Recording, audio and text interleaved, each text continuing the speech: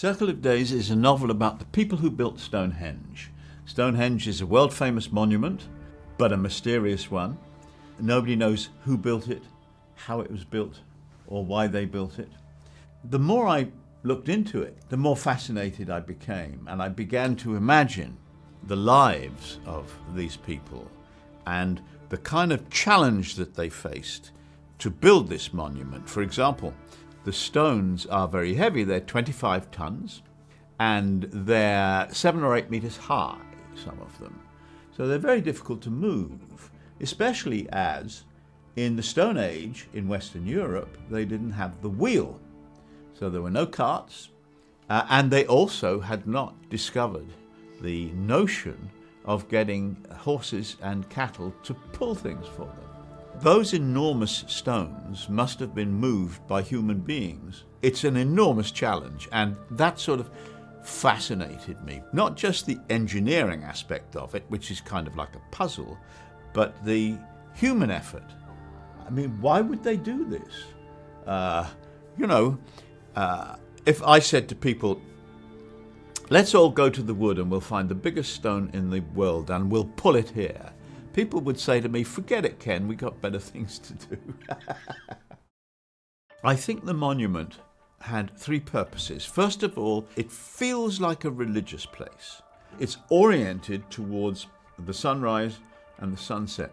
So it's quite likely that they worship the sun god and maybe the moon god. So we think it's a religious place.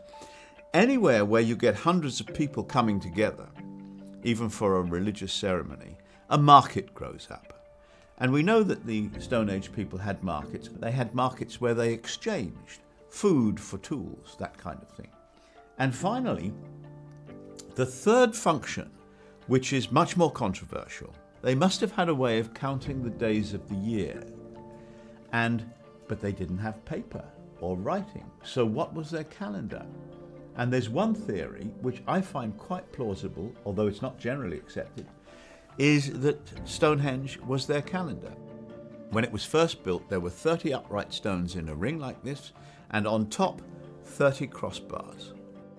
And you can imagine how there might have been 30 weeks in a year, or 30 days in a month, in their way of counting the days of the year. We don't know, of course, and this is really guesswork, because not everybody thinks this is plausible. But it seems to me that they must have done something like that in order to know the days of the year. Well, in this story, I needed 2 kinds of people to lead this project. One is an engineer who has to solve the practical problems of moving this enormous stone. And Seft is a very talented young man. He's an engineer. And the second character, probably the hero of the story, is a young woman called Joya, and she's charismatic. She has the ability to speak to a crowd of people and persuade them to do something. She says, let's all go to Stony Valley and we'll find the biggest stone in the world and we'll bring it here. And they say, yeah, let's go tomorrow. And that's what charisma is. And we know that there are people like that. There are people who have that magic way of persuading crowds of people to do what they tell them. And of course, in a story there has to be conflict. So there are people who oppose this idea. And so, as well as the simple difficulty of moving the stone, there is also the fact that some people are trying to sabotage the whole project. I look for inspiration in history, and one of the big things that fascinates me is this. Look at the way we live today. We have freedom. For example, we have religious freedom. You can worship any god you like, or no god at all, and nobody cares. For much of our history, and even today in most countries in the world, you follow the religion that the government tells you to follow.